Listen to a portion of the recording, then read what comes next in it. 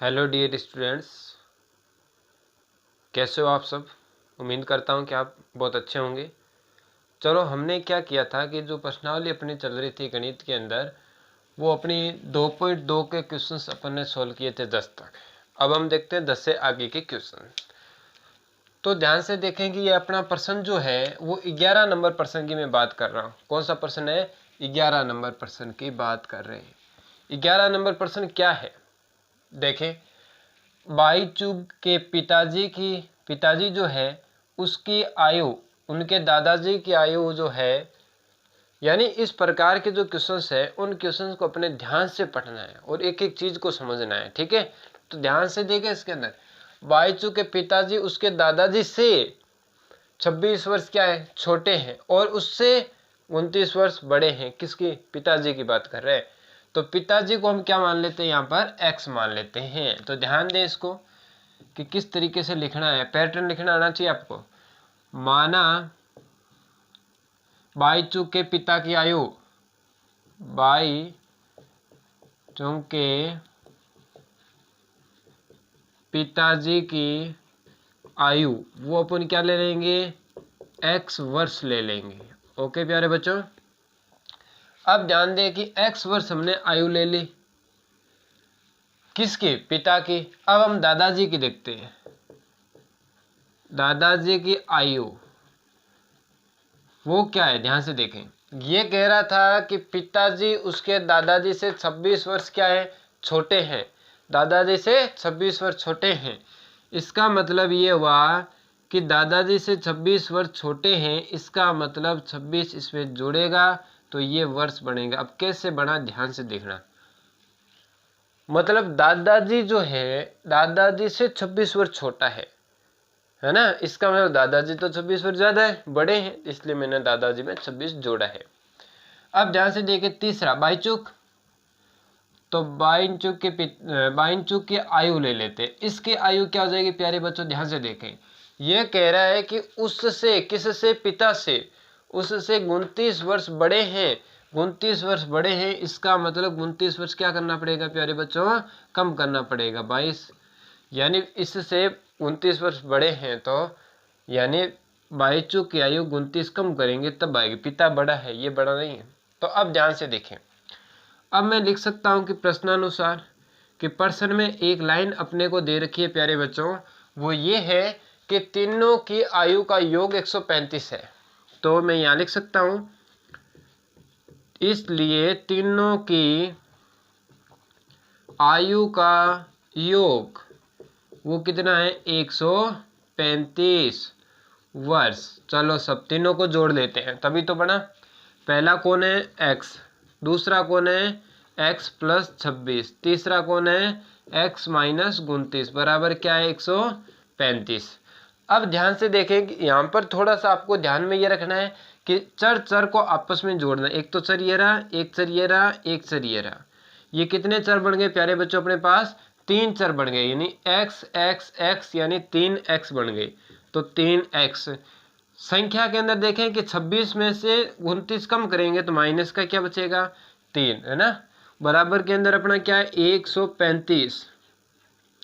अब यहाँ पर 3 जो है वो किसका है? माइनस का। उधर जाएगा तो किसका हो जाएगा? प्लस का 3 हो जाएगा। यानी 3x बराबर, इसको अपन जोड़ेंगे तो क्या बनेगा? 35 और 3 38, यानी 138। 3 किसके अंदर है प्यारे बच्चों? गुणा के अंदर। और गुणा की वैल्यू उधर जाती है तो किस में चली जाती है? भाग में। और इसका भाग देंगे तो क्या आ जाएगा? 4 त्रि 12 और 6 त्रि 18, यानी 46।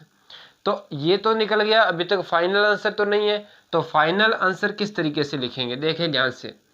अतः सबसे पहले हमने क्या माना था? पिताजी की आयु, यानी अपन लिख सकते हैं बाईचुंग के पिता की आयु हमने क्या मानी है? x मानी है। x अपने पास कितना आया है? 46 आया है, यानी 46 वर्ष उसके पिताजी की आयु हो गई। दूसरा कौन है? दादाजी की आयु। दादाजी की आयु आपने क्या मानी थी? x प्लस 26 मानी थी। x की जगह अपने पास कितना है प्यारे बच्चों? 46। तो 46 प्लस 26 6 6 12, एकांशील 6 और 1 7, 72 वर्ष। यानी दादाजी कितने उम्र के हैं? 72 वर्ष के। उसके बाद आ जाती है 22 चूक की आयु। उसके आपने क्या मानी है?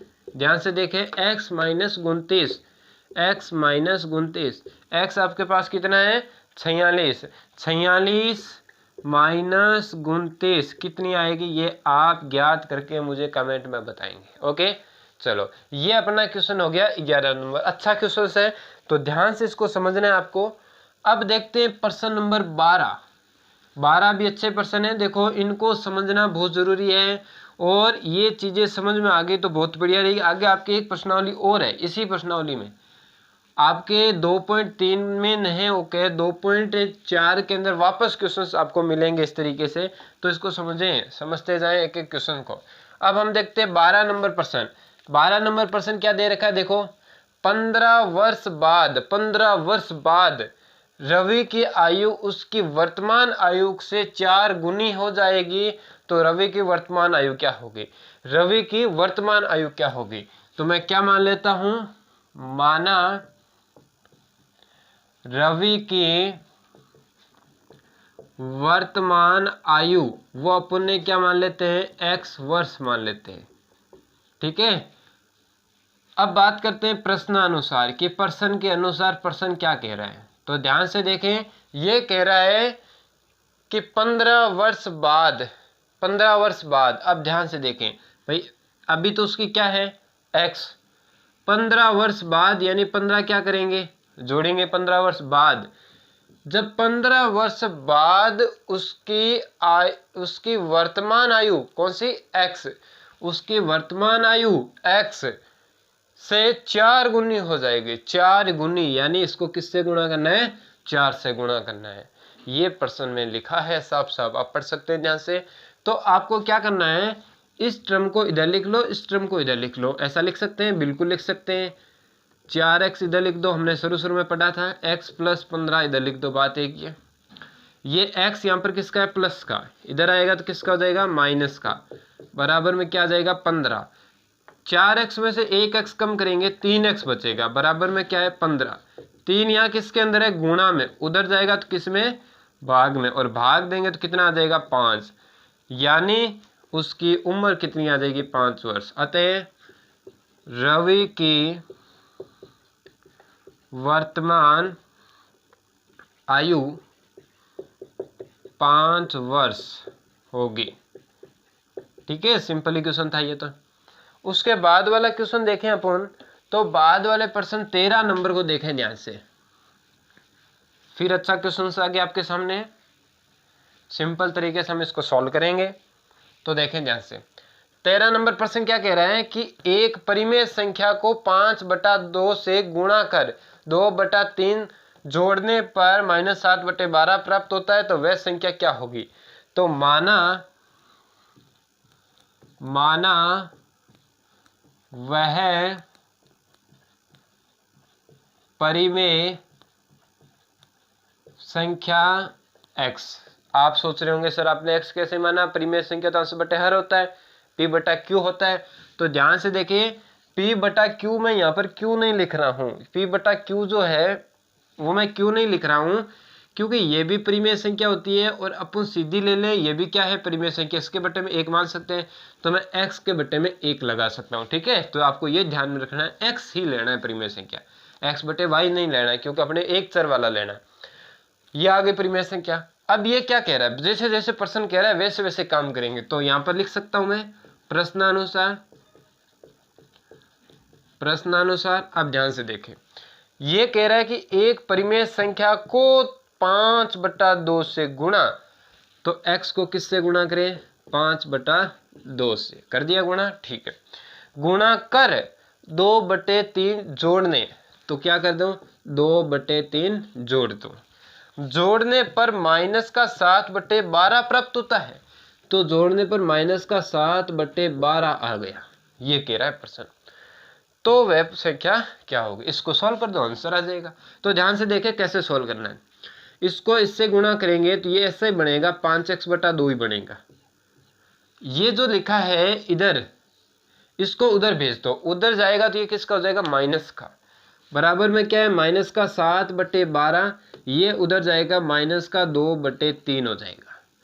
अब ये क्या बनेगा, ध्यान से देखें, इसको कोई चेंज नहीं करना है, दोनों का लघुत्तम ले लेंगे, क्या आएगा प्यारे बच्चों, 12 आएगा। 12 में 12 का भाग एक बार, 1 को 7 से गुणा 7 ही आएगा माइनस का, ये वाला माइनस। 3 का भाग देंगे 12 में, 4 3 12, 4 को गुणा करेंगे 2 से तो क्या बनेगा, 8 बनेगा। अब ये क्या बनेगा, 5x/2 बराबर -8 -7 कितने हो जाएंगे, माइनस के 15/12 हो जाएंगे, है ना। अब क्या करेंगे, x निकालना है, इस दोनों को हटाना पड़ेगा। तो ध्यान से देखें, 2 किस में, भाग में, इधर आएगा तो गुणा में, यानी ऐसा बनेगा। ध्यान से देखिए, ये लिखा था 15/12, ये 2 भाग में, इधर आ गया 2 गुणा में, ये 5 गुणा में, इधर आ गया 5 भाग में, तो इस तरीके से बन गया। 5 के पाड़े में 15 आता है, 5 3 15, यानी कितनी बार, 3 बार चला गया। और इसके अंदर भी भाग जा रहा है 2 का, कितनी बार, 6 बार। इसके अंदर भाग जा रहा है 3 के पाड़े में 1 बार, ये आ रहा है आपके 3 के पाड़े में 2 बार, यानी आपके बच क्या रहा है, x बराबर माइनस का 1/2। तो आंसर क्या आ जाएगा, x बराबर माइनस का 1/2 आपका क्या आ जाएगा, फाइनल आंसर आ जाएगा। ये क्वेश्चन हमने 13 नंबर देखा। नेक्स्ट प्रश्न देखें, जो आपको खुद को सॉल्व करना है और मुझे आप कमेंट बॉक्स में बताएंगे कि इसका आंसर क्या आ रहा है। फिर हम नेक्स्ट वीडियो के अंदर आपके 14, 15, 16 तीनों कंप्लीट कर लेंगे, फिर नेक्स्ट प्रश्नावली सॉल्व करेंगे। तो ध्यान से देखें, लक्ष्मी एक बैंक में खजांची है, उसके पास नकदी के रूप में 100 रुपये, 50 रुपये, 10 रुपये वाले नोट है। उनकी संख्याओं में क्रमशः 2, 3, 5 का अनुपात है और उनका मूल्य 40,000, देखो कितना है, 4 लाख है क्या, इकाई, दाई, सैकड़ा, हजार, 10,000, लाख, 4 लाख है। उसके पास प्रत्येक प्रकार के कितने कितने नोट हैं, ये आपको क्या करना है, बताना है। थोड़ा सा क्वेश्चन अटपटा है तो कोशिश करना, फिर मैं अगले वीडियो में इसको कंप्लीट सोल्व कर लेंगे। तो धन्यवाद प्यारे बच्चों, और पूरा देखना इसको, लास्ट तक देखने के बाद प्रत्येक बच्चे कॉपी में लिख के, कॉपी वाला सिस्टम मुझे भेजेंगे वापस ग्रुप के में, ठीक है। धन्यवाद प्यारे।